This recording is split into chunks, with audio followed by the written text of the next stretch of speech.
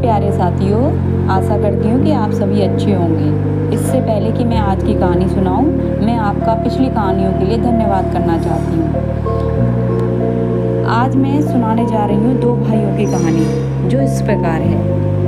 एक था लखन और एक भुवन। दोनों भाई जब तक उनकी शादी नहीं हुई वो अपने माता पिता के साथ रहते थे। दोनों भाइयों के स्वभाव और आदतों में विशेष अंतर था। लखन किसी प्रकार के विचार को अंतिम सत्य नहीं मानता था, जबकि भुवन हर बात या विचार को सत्य मान लेता था। लखन का मानना था कि जीवन को आनंद पूर्वक जीना ही जीवन है, जिसके लिए उसे किसी एक विचार से नहीं बंधना चाहिए। जब दोनों भाइयों की शादी हो गई तो दोनों अलग अलग रहने लगे। दोनों ने अपने अपने कार्यों का चुनाव किया।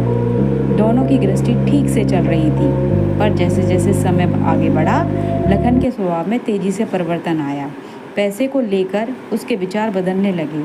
उसका मानना था कि पैसा पैसा होता है, वह ना अच्छा होता है ना बुरा। लखन किसी प्रकार से कमाए पैसे को बुरा नहीं मानता था।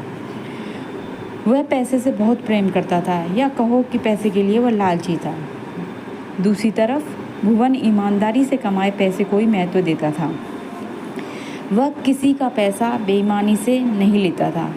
उसका भी समाज में सम्मान था, परंतु तरक्की के स्तर पर देखा जाए तो वह लखन से कम था। ऐसा नहीं था कि लखन बुरा काम कर रहा था, परंतु वह पैसे को सभी वस्तुओं से ऊपर रखता था। वह हमेशा पैसे वालों की तारीफ करता था, साथ ही पैसे कमाने के लिए नए नए तरीकों पर विचार करता था। वहीं दूसरी तरफ भुवन था, जो हर समय पैसे वालों की बुराई करना तथा जितना कमा रहा था उसी में संतोषजनक स्थिति में पड़ा रहता था। कुछ सालों के बाद दोनों भाइयों में अंतर दिखने लगा। लखन ने विशेष तरक्की कर ली, जबकि भुवन वही सामान्य जीवन जी रहा था। शिक्षा। प्यारे साथियों, इस कहानी से हमें यह शिक्षा मिलती है कि जो आप भविष्य में होना चाहते हैं या पाना चाहते हैं, सबसे पहले अपने विचारों में उस वस्तु या व्यक्ति के लिए बदल लीजिए। अगर आप जीवन में पैसा या अमीर बनना चाहते हैं तो सबसे पहले पैसे की बुराइयां करना बंद करें, क्योंकि ब्रह्मांड हमें वही देता है जो हम पाने की इच्छा करते हैं, ना कि उसकी बुराइयां करें और उसी को पाना चाहें।